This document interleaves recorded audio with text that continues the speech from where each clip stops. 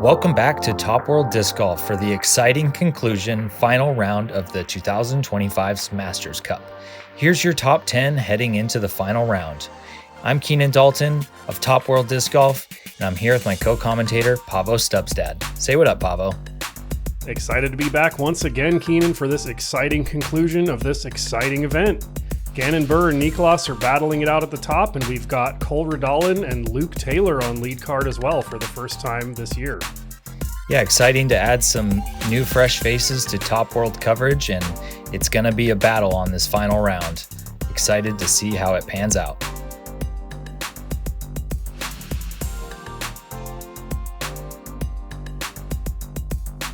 Starting it right off with the difficult hole 1.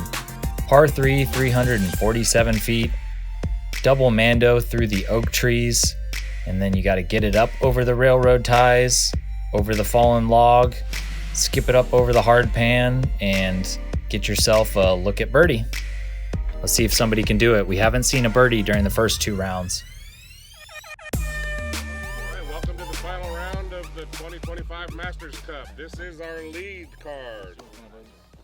First on the tee from Urbandale, Iowa, Gannon, Buhr.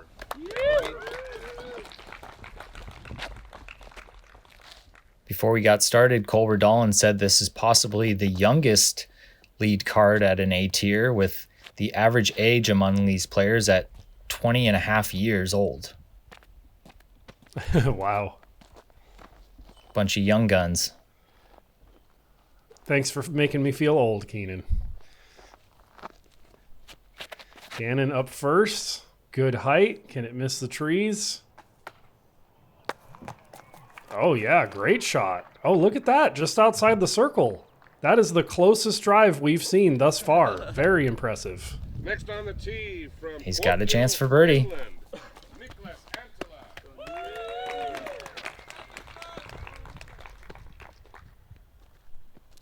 Niklas been playing great these first 2 rounds at DeLaveaga. See if he can keep it up. Both tied at -11 going into this final round.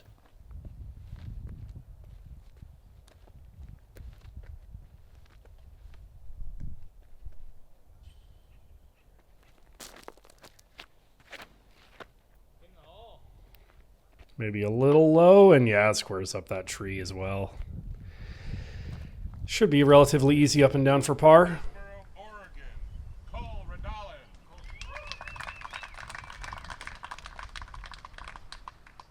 Exciting to see Cole on lead card here. We haven't seen him much on coverage this year. Yeah, Cole's a DGA sponsored player, so he's throwing his Hurricane distance driver off hole 1.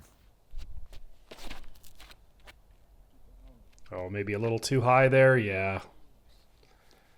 Probably better to kick right than kick left. Lead card from Shepherd, Michigan, Luke Taylor.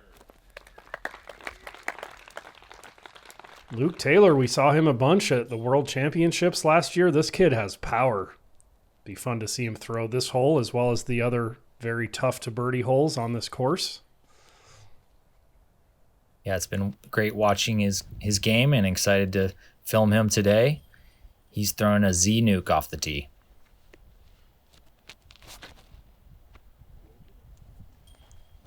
Good power, just too low. Hard to get the height right on this hole for sure.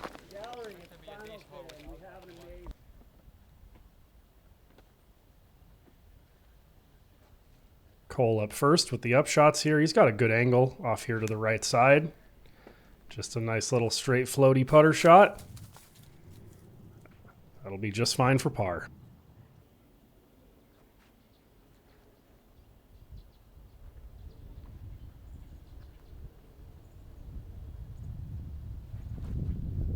Niklas. Ooh, a little inside for Niklas maybe? Yeah. Yeah, kind of fluffed that, so he's going to have to hit a putt if he wants to save par.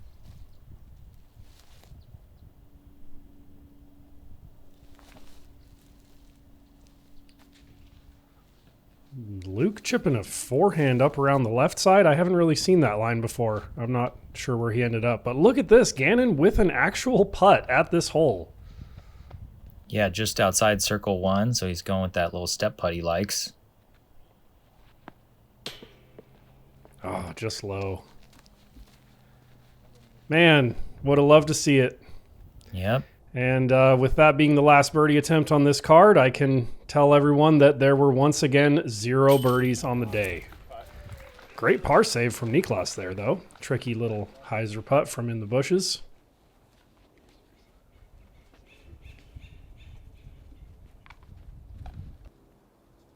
Now here's where Luke ended up. Not too bad.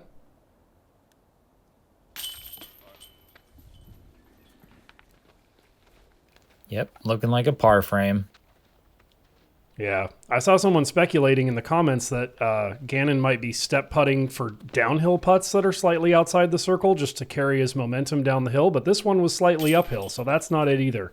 Still trying to figure out why he step putts from just outside the circle sometimes and then doesn't step putt from edge of circle 2 and beyond.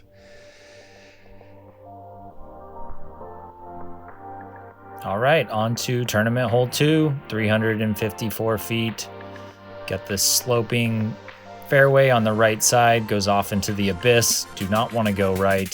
Just keep it straight if you're throwing the backhand shot, or many of our players have opted for that sidearm shot over the trees on the left side and crash into the green. This one very gettable, averaging 2.87 with 28% of the field taking birdie. Much more birdieable than hole 1. Yeah, Gannon's been liking this PD2 sidearm line. Got to get a little lucky through the trees. And he does. Perfect drive. Bullseye.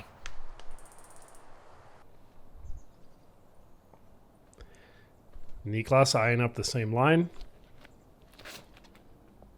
Oh, a bit of a lower line, but similar line. Oh yeah, nice shot. Got a little lucky with the trees, but it would have been in the circle either way, but now it's even closer. Redalen throwing his overstable putter, the surf. Perhaps a little too overstable. I love that dead straight up the middle shot, but yeah, that disc, he just didn't force it over enough, or he picked too stable of a disc, one or the other.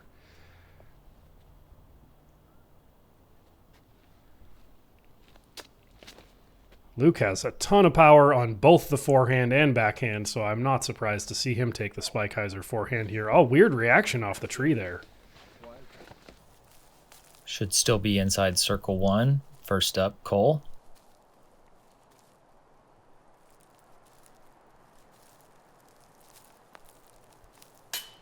Oh, man, an inch too high. Great looking line on it. Good bid, Cole. So close.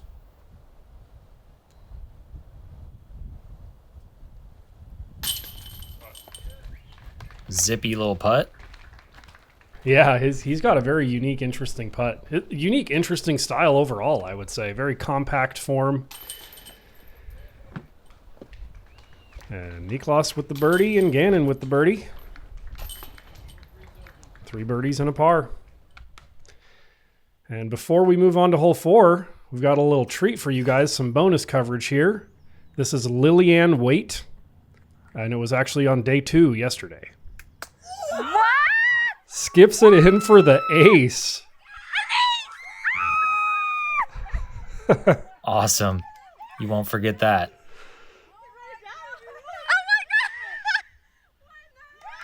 Verifying that it's in, and it is. That's a very impressive ace. Go run it down.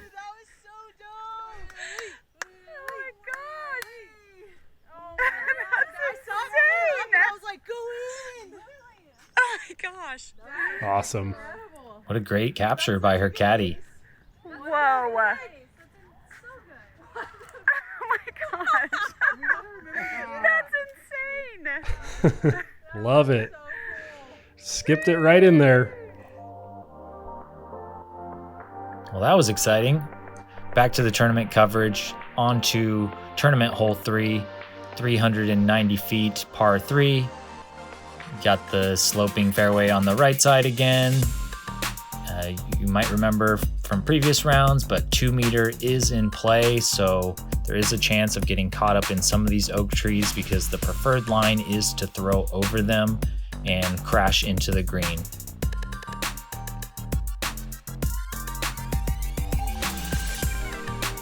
Yeah, this hole is one of the toughest on the course. It averaged at 3.41 today, which is actually slightly harder than hole 1 because a lot of people parred hole 1. A few people were able to birdie this, but there were also a lot more bogeys and doubles than there were on hole 1. Gannon hits pretty early, Gannon. but it comes down, fortunately. Down? Okay.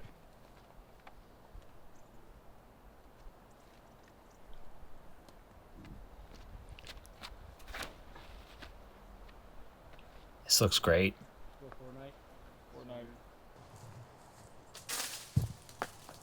Oh, perfect. Oh, sit down. Yep. Great shot from Niklas. That looked like it was going deep if it didn't hit the tree, but that's kind of the play. You just play to crash the trees there and hope you drop down near the basket and don't stick 2 meters. I noticed that disc has a Fortnite stamp. I think that's his Nordic Phenom PD. Yeah, I did notice that as well. Luke Taylor trying to take out our catch cam, John Braidman. He's going to be edge of the circle looking at a birdie. And Cole with his DGA Tsunami here. Oh, nice. Ooh, barely misses that branch. It's going a bit left, though, I think. Huh? Good tree there. And he's looking at a putt as well. Impressive drives from 3 out of 4 players on our group here. Gannon dealing with a malfunctioning rangefinder or something. I'm not sure why he was hitting it there. Yeah, sometimes you just gotta smack it and see if it works. Come on, tell me I'm closer. This is a tough upshot. Gotta kind of keep it low and avoid the rollaway on the right side. Interesting choice to go with the little chop forehand here.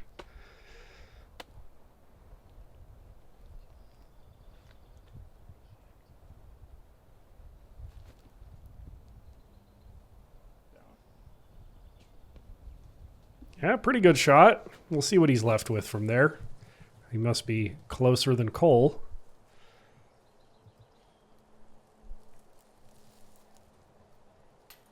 Oh, good height from Cole, but there's the danger of DeLaveaga. He's a little bit down the hill on the other side. The words you never want to hear, you're still out.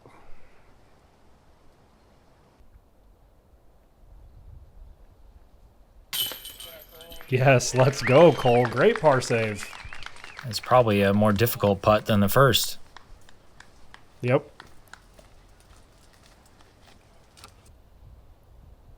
And Luke for birdie.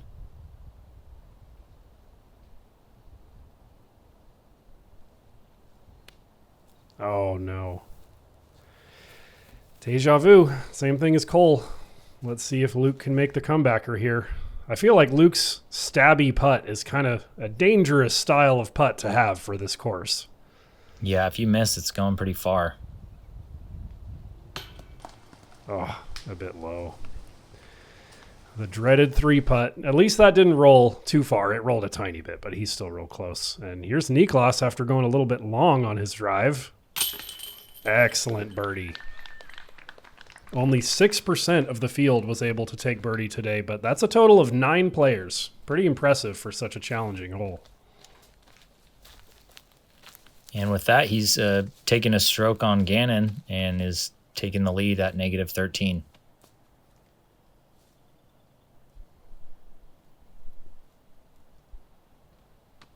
Gannon's got this for his par 3. Good save.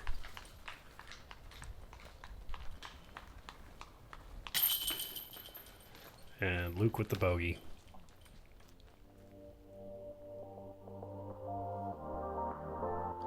Next up, tournament hole 4, 393-foot par 3. Keep it straight, avoid these oak trees. Most of these players can get there with a mid-range. or maybe a fairway driver. Just don't want to go too long because there is the drop off about 60 feet, 50 feet beyond the basket. Yeah, Keenan, and the rough on the left side of the pin is really bad too. We've seen a few players in there with almost impossible putts. So if anything, you want to err on the short and right side. Niklas, bit of an early release and a bad kick off to the left.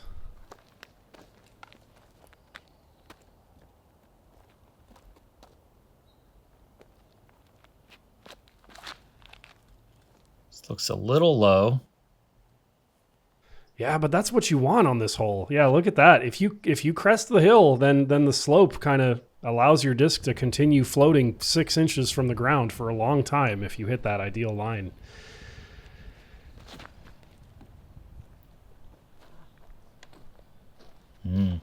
Cole kicks off left near Niklas.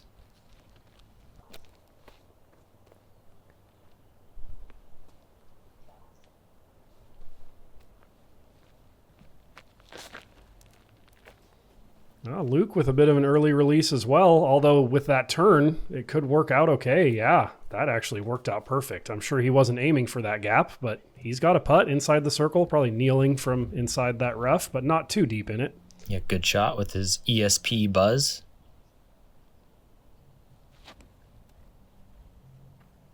This needs to settle. Oh, that'll help. Maybe a good tree. That looked like with ground play, it could have potentially gone a bit too long.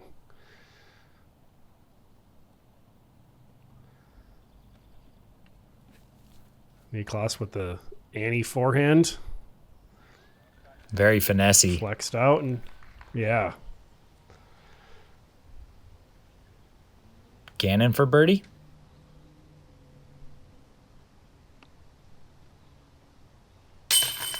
Great putt, Gannon. Yeah, this is another tough one. Average 3.28 with 8% of the field taking birdie.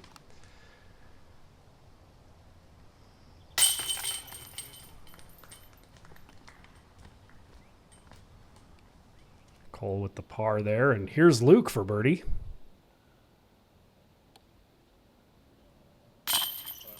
Nice putt, good birdie. Yeah, 11 birdies in total.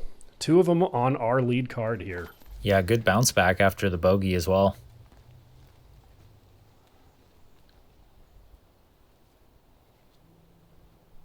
Niklas, after that finessey forehand flex upshot, has this left for the par. You got to respect every putt out here at DeLaveaga.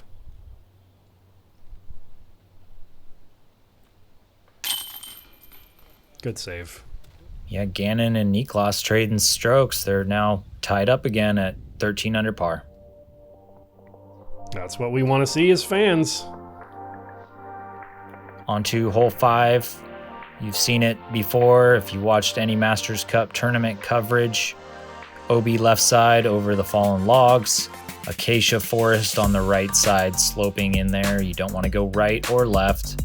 Keep it straight. And also you got to have a little bit of distance control. Don't want to go past the basket into the road OB long. After the birdie on the last hole, Gannon's up first with his S-Line P3X.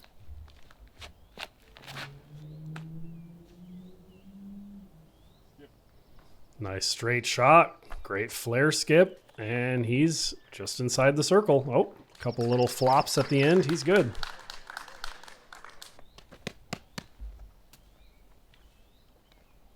This is Luke's Z drone.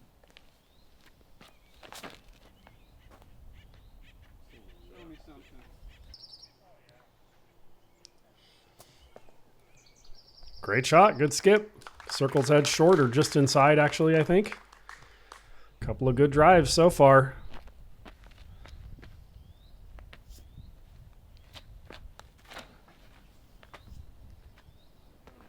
Bit of a higher line from Niklas, not playing for as much ground play. Gets a little bit of it still, but checks up at those logs, and he's parked. CTP. Technically, I think just outside the bullseye, but still effectively parked. Cole with the surf again. Fading towards the OB, saved by the log. That's what they're there for. And we've got 4 players in the circle. Chance at a star frame here. Cole the farthest out at, I'd say, about 25, 26 feet. Easy. Good birdie. This is one of the more doable holes on this difficult layout, averaging at 2.81 with 36% of the field taking birdie. So our lead card is definitely looking to get this one.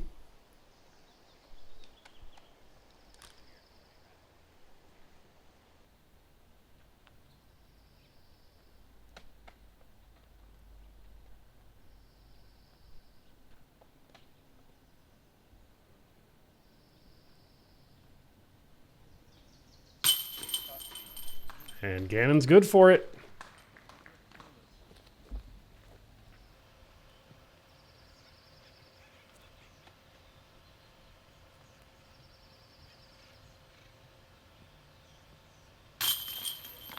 All right, it is looking like a star frame.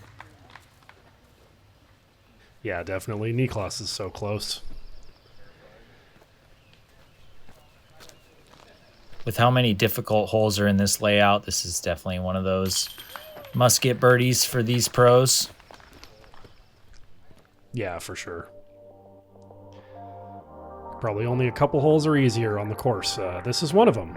Yeah, this is one of them, but as we saw in round 2, it does have some teeth for sure. 215 feet, par 3, cliffside on the right, really slopes down quickly. Most players will opt for the backhand shot with a putter and with just a little baby turnover and rest it gently in the circle. Yeah, like you were saying, not as easy as it looks. This hole did average about 1/10 of a stroke easier than the previous hole, but one would expect more looking at the short distance. So it averaged 2.68. Gannon probably secured the birdie with that shot.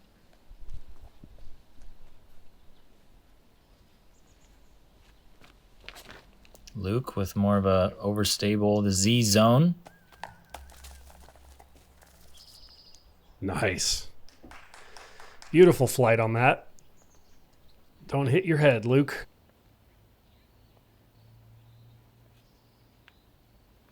Niklas likes the standstill on this one. Oh, that was weird ground play or lack thereof. Looked like it hit a stick or something on the ground there that just killed the speed. Yeah, you can see the whisker on the ground, so that's going to be about a 36-foot putt coming up for Niklas. Ooh, dangerous. Hopefully that didn't pop up and roll. Oh, it did. Oh, no. Niklas at least putting from an angle here where he's not too worried about the hill, especially with his preferred hyzer putt. Oh, I maybe spoke too soon, but at least it didn't roll. He's got a chance to save the par there. So here's Cole at the very bottom of the slope, kind of down in the abyss. Really tough par save from down here.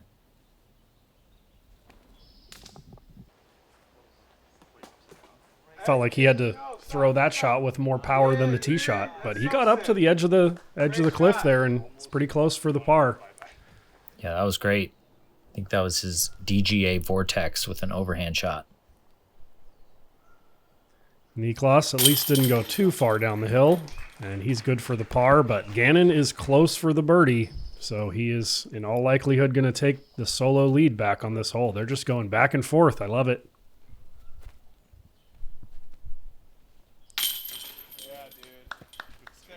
Cole with a good par save.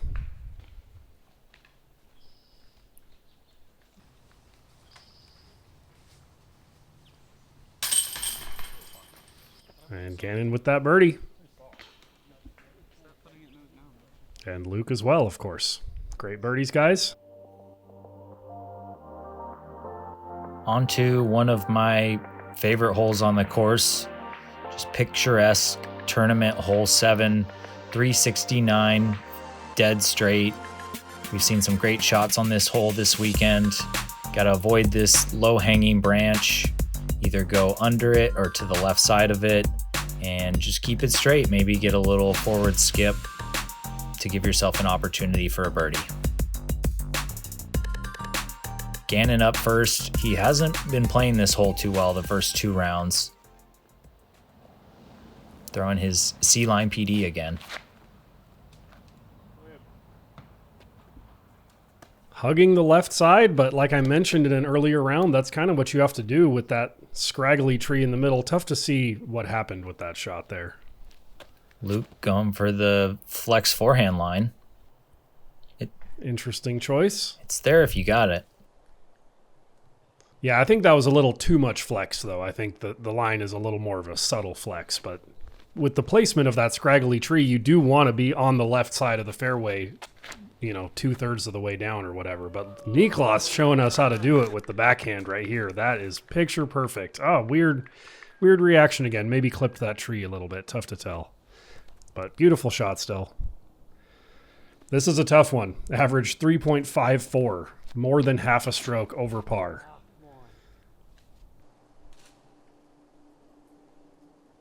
Definitely very birdieable, though. Yeah, it's birdieable as we've seen in the first 2 rounds. But Gannon's just been kind of struggling with this hole.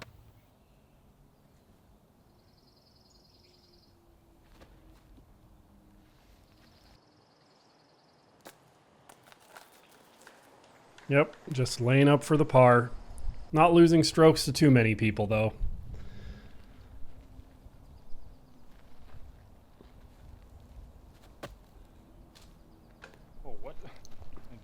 That was a good-looking line from Cole. I would have loved to see what could have happened if it didn't clip those branches. Luke for birdie. Interesting line. I was expecting him to split those trees, the fat one and the little one, but he went for the extreme hyzer putt around both of them. And Niklas, the best drive of the group. Oh, no.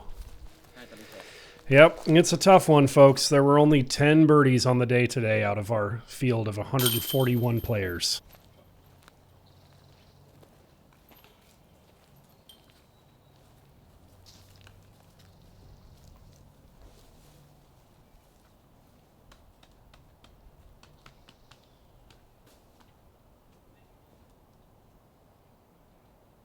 Luke coming back for the par.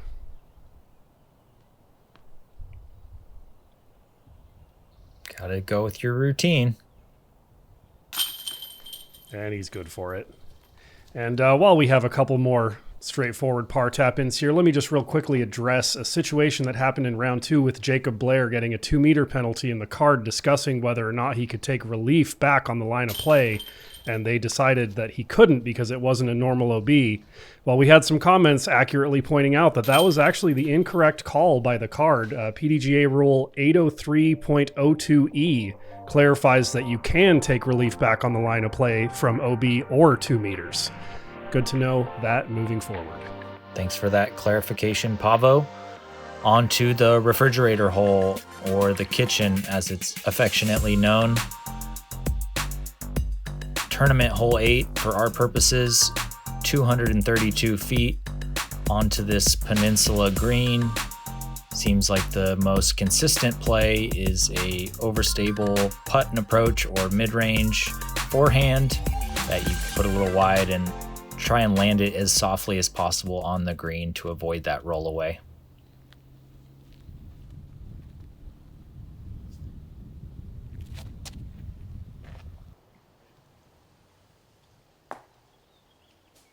Almost skips it in. Yeah, Gannon really demonstrates there the teeth of this hole because it's a very straightforward tee shot, but then it's kind of fluky. Even if you hit the green perfectly, you could skip behind it and go down the hill, or roll back the way you threw from and go down the hill short of the basket. But there we go. There's the perfect way to do it from Luke right there. Yeah, great shot with his Z-Zone OS.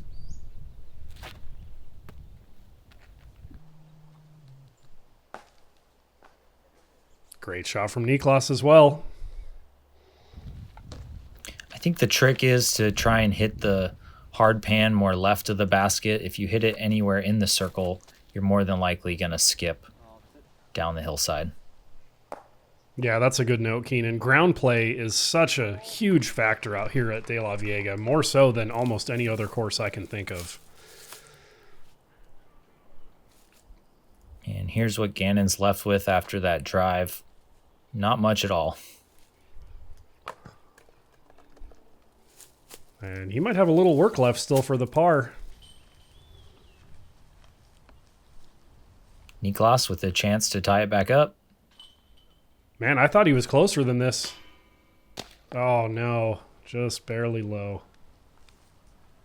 Yeah, he must have skedaddled down that hill just a little bit. I thought he was just over the edge of it, but he kind of went to the bottom of it over there.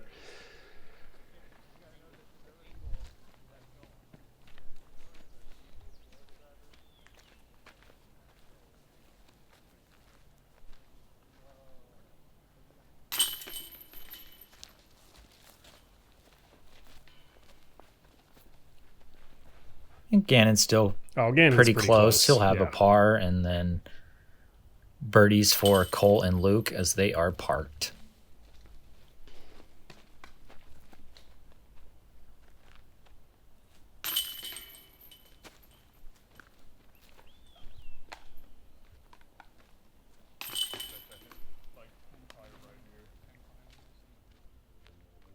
Gannon still with one stroke on Niklas, going into the final hole of our front nine. Yeah, here we go. One of the toughest holes on the course as far as par goes.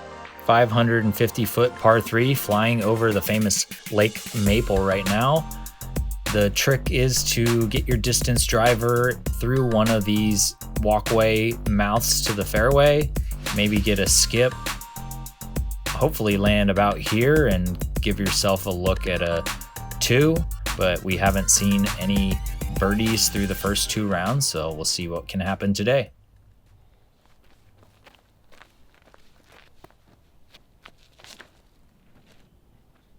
I feel like Luke has the right type of shot for this hole, if he can execute it properly. Great shot. He's probably about 90 feet there. We'll see if that tree's in his way. Sadly, he will likely lay up as much as we want to see the birdie, but it's kind of just too risky to run it from that far away with the hard pan green. Cole going hurricane. Needs to swing left, and it does. Oh, yeah. Very, very similar drive to Luke's there. Cole perhaps a bit more right. We'll see if that same tree is in his line.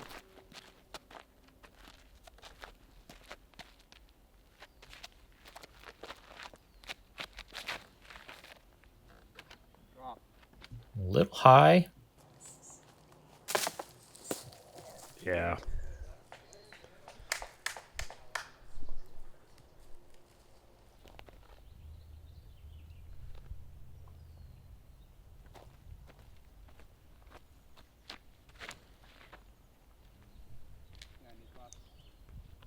Niklas, can he get below the branches? He's going for more of that inside line, and it works for him. Great shot. What a great grouping of drives.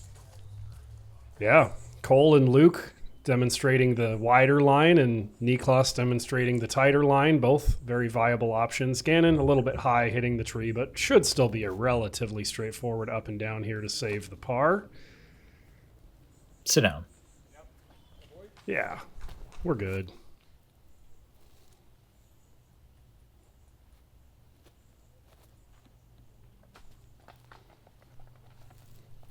Niklas laying up for the par.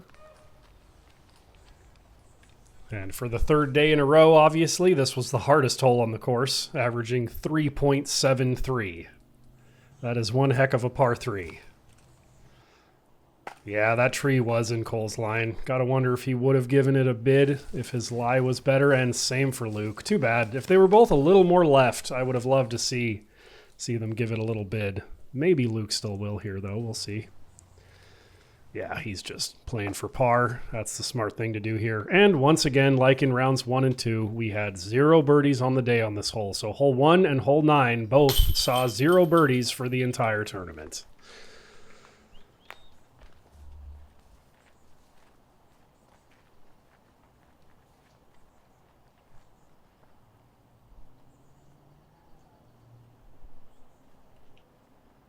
Yeah, par 3.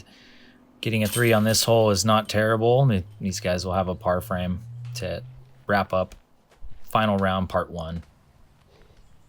Yeah, I mean, not only not terrible, but I'd say it's good on a hole that averages 3.73. I mean, with a par, they're getting strokes on the majority of the field. We had 46% of the field with bogey and 12% with double bogey or worse. Well, that's going to do it for part 1 of our final round. Here's your scores after 9. Gannon up by 1 stroke above Niklas, and Luke Taylor just 1 back of Niklas, and then Cole at -11. Here's your top 10. Kind of impressive that we've only seen a single bogey from our entire lead card for all of the front 9 on this difficult layout, with that bogey from Luke on hole 3. Gannon still with 1 stroke over Niklas, who has 1 stroke over Luke going into the final 9 holes of the 2025 Masters Cup. Excited to see how this pans out. Come back and join us for the exciting conclusion. Thanks for watching, and we'll see you there.